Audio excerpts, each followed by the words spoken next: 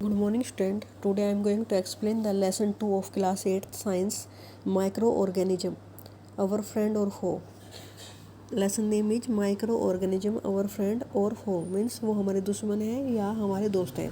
अभी तक हमने पढ़ा कुछ माइक्रो ऑर्गेनिज्म तो बहुत ज़्यादा हेल्पफुल होते हैं, बहुत सारे काम आते हैं, और कुछ माइक्रो ऑर्गेनिज्म के बारे में पढ़ा जो कि बीमारियां फैलाते हैं। अब हम इस टेबल के द्वारा ये रीड कर रहे हैं कि कौन सी बीमारी किस बैक्टीरिया या किस वायरस से होती है, किस माइक्रोब से होती है और वो कैसे फैलता है। जैसे फर्स्ट जो लिखी है ह्यूमन डिजीज लिखी है, इंसानों को होने वाली बीमारी ट्यूबरकुलोसिस जिसे टीबी भी बोलते हैं। इसका सेकंड ये तो ह्यूमन डिजीज है। कोजिव माइक्रो ऑर्गेनिज्म किस कारण से कौन से माइक्रोब से होती है, बैक्टीरिया से, वायरस से या फंगस से।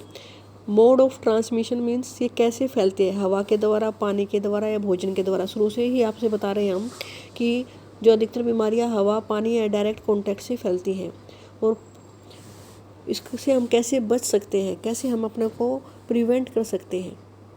फर्स्ट है टीबी। टीबी बैक्टीरिया से फैलती है। इसका कोजिव माइक्रोब है बैक्टीरिया। मोड ऑफ ट्रांसमिशन है एयर, हवा के द्वारा फैलती है। मीजल्स खसरा ये वायरस से फैलता है, और वायरस इसका मेन माइक्रोब्स है और हवा के द्वारा ये फैलता है। चिकन पॉक्स जिसे माता भी बोलते हैं, वायरस से फैलती है, एयर जिसमें छोटे छोटे दाने हो जाते हैं। पोलियो वायरस से फैलने वाली बीमारी है, और ये मोड ऑफ ट्रांसमिशन है इसका एयर एंड वाटर। प्रिजर जो प्रिवेंटिव मेजर है मीन्स हम इससे कैसे बच सकते हैं। Keep the patient in complete isolation means अगर ये बीमारियां हो, टीबी हो, वायरस, पोलियो हो, ट्यूबरकुलोसिस में, तो उसको अलग से रखना चाहिए। Keep the personal belonging of the patient away from those of the others. जो ये कम्युनिकेबल डिजीज है, जो हवा और पानी से फैलती हैं, तो उसमें उसके जो सामान है, जो पेशेंट है, वो भी अलग रखना चाहिए। और वैक्सीनेशन सूटेबल एज मीन्स जब एज के हिसाब से इनके वैक्सीन आते हैं, उसी एज पर वो वैक्सीन लगवाना चाहिए ताकि ये बीमारियां हो ही ना। अगर हो तो उसे अलग रखना चाहिए उस पेशेंट को जब तक उसकी बीमारी ठीक ना हो, और उसके बिलोंगिंग्स मीन्स उसका जो सामान है वो भी यूज नहीं करना चाहिए। नेक्स्ट है कोलरा। कोलरा हेजा को बोलते हैं। हेजा कुछ बच्चे सुनना भी होगा ये वर्ड। बैक्टीरिया से फैलती है, और मोड ऑफ ट्रांसमिशन है वाटर एंड फूड। ये जो बैक्टीरिया है अगर वाटर में हो या फूड के द्वारा अंदर आ जाए ये तो क्या हो जाएगा, कोलरा। सेकंड है टाइफाइड। टाइफाइड जिसमें फीवर है एक तरह का, ये महीने भर तक चल जाता है, और ये बैक्टीरिया से होने वाली बीमारी है। मोड ऑफ ट्रांसमिशन है वाटर, ये गंदे पानी से होता है अगर उसमें टाइफाइड के बैक्टीरिया हो तो प्रिवेंटिव मोड क्या है इसका, कैसे प्रिवेंट कर सकते हैं, बचा के सकते हैं। मेंटेन पर्सनल हाइजीन, साफ सफाई का ध्यान रखना, एंड गुड सैनिटरी हैबिट्स, हाथ धोना खाना खा के। कंज्यूम प्रॉपरली कुक्ड फूड, तो ये जो गंदे पानी या फूड से होता है तो हमें ध्यान रखना है कि हम गंदा पानी ना पिए। And boiled drinking water use करें। वैक्सीनेशन इसका सबसे बढ़िया तरीका है कि बीमारी ही नहीं होंगी अगर टाइमली पहले से वैक्सीन लगे हों तो। अगर किसी को होती भी है तो जल्दी ठीक हो जाती है अगर उसको पहले से वैक्सीन लगे हों तो। वायरस अब है हेपेटाइटिस ए। वायरस ज़्यादा खतरनाक है इनसे भी, क्योंकि उसमें एंटीबायोटिक भी काम नहीं करती। तो जो हेपेटाइटिस ए है वो वायरस से फैलने वाली बीमारी है, और ये वाटर के द्वारा फैलती है। मोड ऑफ ट्रांसमिशन क्या है, वाटर। इसे पीलिया भी बोलते हैं। ये कई टाइप का होता है, हेपेटाइटिस ए, हेपेटाइटिस बी। तो पीलिया है ये वायरस से फैलने वाली बीमारी है, ये ज़्यादा खतरनाक है, और बैक्टीरिया से भी। मेनली इसका हम कैसे रोक सकते हैं, ड्रिंक बॉइल्ड वाटर मीन्स पानी साफ़ सुथरा होना चाहिए। पानी से फैलने वाली बीमारी है पीलिया, अगर पानी में ये वायरस होगा तो वो फैल सकती है। और इसका एक इलाज है वैक्सीनेशन, टाइमली रहते पहले से ही टीका लगा हो तो फिर बच सकते हैं। मलेरिया प्रोटोजोआ से फैलने वाली बीमारी है, और इसका कैरी कौन करके लेके जाता है, इस प्रोटोजोआ को मॉस्किटो कैरी करता है। इसमें लिखा भी था मादा एनाफ्लिज मच्छर जो है वो मॉस्किटो प्रोटोजोआ को लेके जाता है इसका, और मलेरिया फैलाता है। तो अगर मच्छर इसका वाहक है तो कैसे बच सकते हैं इस बीमारी से। Use mosquito net and repellent, spray insecticide and control breeding of mosquito by not allowing water to collect in the surrounding। हमें तो पता है कि जो ये ब्रीडिंग करता है मच्छर पानी में करता है, तो हमें अपने आसपास पानी इकट्ठे नहीं होने देना चाहिए और नेट लगा के सोना चाहिए। इंसेक्टिसाइड स्प्रे जो यूज करते हैं ताकि मच्छर भाग जाए, मच्छरों से बचाव होगा तो मलेरिया और डेंगू से भी बचाव हो सकता है। डेंगू वायरस से फैलने वाली बीमारी है और वो उसके लिए भी एडिज मच्छर है, वो उसका वाहक होता है मोड ऑफ ट्रांसमिशन में। उसमें किस में आएगा? Adage mosquito. उसका यही इलाज है कि आसपास पानी ना इकट्ठा होने दें और मॉस्किटो को ब्रीड ना करने दें।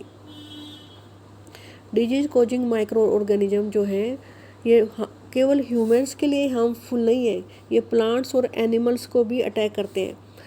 रॉबर्ट कोच जो एक साइंटिस्ट हुए हैं, उन्होंने डिस्कवर किया था एक बैक्टीरिया जिसका नाम था बैसिलस एंथ्रेक्स विच कोज एंथ्रेक्स डिजीज।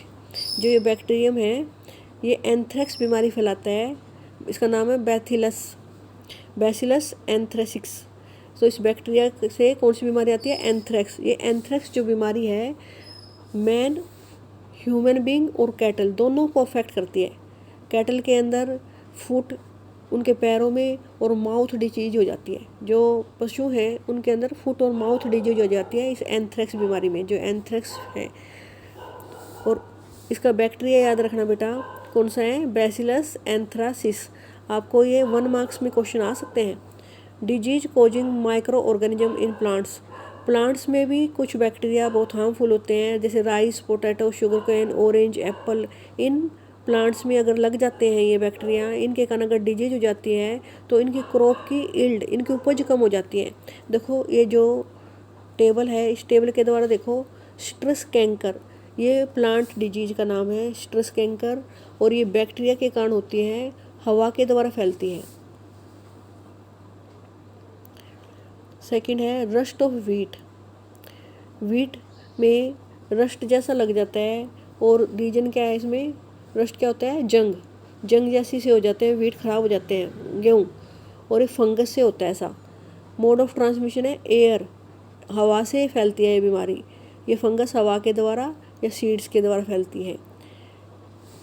नेक्स्ट है plant disease yellow vein of भिंडी। जो भिंडी है ना उसमें येलो कलर की उसके वेन्स होते हैं उसके पत्तों की, ये वायरस से फैलने वाली बीमारी है।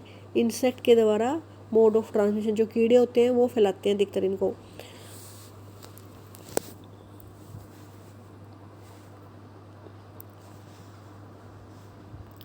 फूड पॉइजनिंग के बारे में पढ़ेंगे अब हम। अगर कोई फूड पहले से ख़राब हो और उसे हम कंज्यूम कर लें तो क्या हो जाएगी? फूड पॉइजनिंग हो जाएगी, उससे वॉमिटिंग शुरू हो जाती है। माइक्रो ऑर्गेनिज्म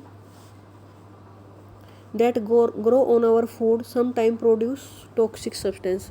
अगर पहले से ही वो खाना स्पॉइल है, ख़राब है, तो जो माइक्रो ऑर्गेनिज्म ने उन्हें ख़राब किया है वो जब उसको कंज्यूम करते हैं तो टॉक्सिक मीन्स जहरीले पदार्थ छोड़ते हैं।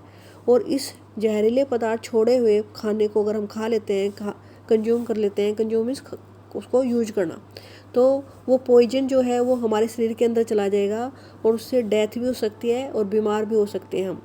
तो इसलिए स्पॉइल्ड खाना नहीं खाना चाहिए। जो ख़राब हो रहा है कैसे पता चलेगा? उसमें से स्मेल आती है, उसका टेस्ट अजीब हो जाता है, तो हमें पता चल जाता है कि ये खाना ख़राब है, तो उसे यूज नहीं करना चाहिए क्योंकि उस स्पॉइल्ड खाने में माइक्रोब्स होते हैं और वो हमारे डेथ का कारण या बीमारी का कारण बन सकते हैं। Food preservation. अगर हम अपने खाने को बचाना चाहें तो क्या करना चाहिए? एक तो फूड को कवर करके रखना चाहिए ताकि उस पर मक्खियाँ ना बैठे। हमेशा ढंग से पूरी तरह से उसे कुक करना चाहिए, अनकुक्ड फूड भी नहीं खाना चाहिए। जो खाना ढंग से कुक करो, कवर करके रखो, उसको प्रिवेंट करो कि उस पर कोई फंगस अटैक ना करे, कोई माइक्रोब अटैक ना करे, हमारे खाने को स्पॉइल ना करे। और जो स्पॉइल्ड फूड आएगा उसमें गंदी बैड स्मेल आ रही है तो उसे हमें कंज्यूम नहीं करना चाहिए, क्योंकि जिसकी टेस्ट स्मेल बदल चुका है वो उस खाने पे माइक्रोब्स ने हमला कर चुका होता है, उसमें केमिकल रिएक्शंस हो चुकी होती हैं। तो हम अपने खाने को लंबे समय तक प्रिजर्व करने के लिए क्या कर सकते हैं? उसके लिए डिफरेंट मेथड हैं। उसमें कुछ केमिकल मेथड्स हैं, कुछ केमिकल मेथड्स हैं, उसमें हम साल्ट यूज कर सकते हैं अपने खाने को बचाने के लिए, शुगर यूज कर सकते हैं, ऑयल विनेगर यूज करते हैं कई बार उसके टेम्परेचर को कम या ज़्यादा करके, जैसे दूध को बचाना है तो उसमें हम उसे उबाल देते हैं और उबले हुए दूध को ठंडा करके फिर फ्रीजर में भी रख देते हैं। तो डिफरेंट तरीके से हम अपने खाने को माइक्रोब से बचा सकते हैं। तो इसके बारे में मैं आपको कल पढ़ाऊँगी, आज हम इतना ही पढ़ते हैं। ओके स्टूडेंट, आपको रीड करना है ये चैप्टर यहाँ तक ही।